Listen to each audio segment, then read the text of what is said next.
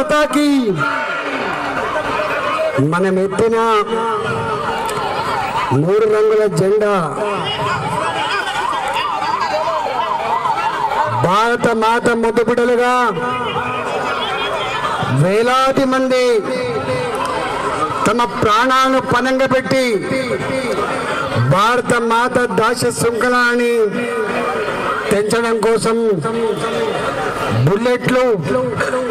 బుల్లెట్ల వర్షం కురిపించిన రక్తం మడుగులో గిలగిల కొట్టుకుంటూ భారత మాత జై అన్నటువంటి మన బిడ్డలు ఉరికమ్మనెక్కి కూడా భగత్ సింగ్, రాజ్గురు, సుఖ్దేవ్, ఆజాద్, చంద్రశేఖర్ లాంటి ఆనాటి యోధులు ఉరికమ్మం మీద నిలిచి గానం చేసేదా నా ఊహల ఊయలో మరో జగత్ వీక్షించదని చెప్పినటువంటి మహనీయులు ఆనాటి అమరవీరులు.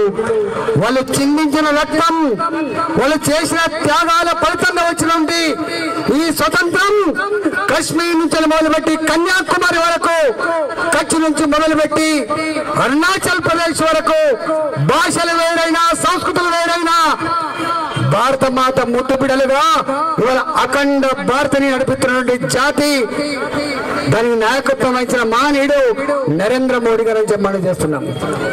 వారు తెచ్చిన స్వాతంత్ర ఫలితంగా ఒక ఛాయ్ అమ్ముకునే బిడ్డ దేశ ప్రధానమంత్రి కాగలిగిండు. ఒక గుడిసెలో ఉన్నటువంటి బిడ్డ దేశానికి రాష్ట్రపతి కాగలిగిండు. ఒక ఆదివాసీ అడవి బిడ్డ ముర్ము లాంటి మహనీయురాలు ఇవాళ రాష్ట్రపతి కాగలిగింది.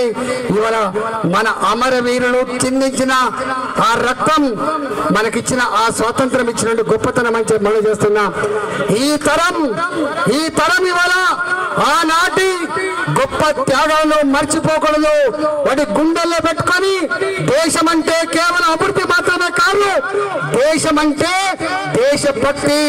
భారత మాత ముద్దు బిడ్డలుగా ఇవాళ ప్రపంచంలో ఈ దేశ కీర్తి పతాక ఎట్లెగురుతుందో మనం గర్వపడతా ఉన్నాం. కాబట్టి దాన్ని ముందుకు తీసుకుపోవడం కోసం నరేంద్ర మోడీ గారికి మనందరం కూడా అండగా ఉందాం. 330 జెండాని సమున్నతంగా ఎత్తుదాం. దేశ స్వతంత్రాన్ని సమగ్రతని కాపాడంలో ఈ తరం కలిసికట్టుగా ముందుకు పోదామని చెప్పి తెలియజేస్తూ ఈ రోజు గ్రామాన బస్తీలో హైదరాబాద్ నగరంలో కవాతు తొక్కుతూ ఇవాళ భారత మాతాకి జై అంటూ న్యాయాలిస్తున్నటువంటి యువతకి, భారత ప్రజానికానికి ఇవాళ వందనం చెప్తూ మీ అందరికీ నమస్కారం చేసుకున్న భారత్ మాతాకి, భారత్ మాతాకి.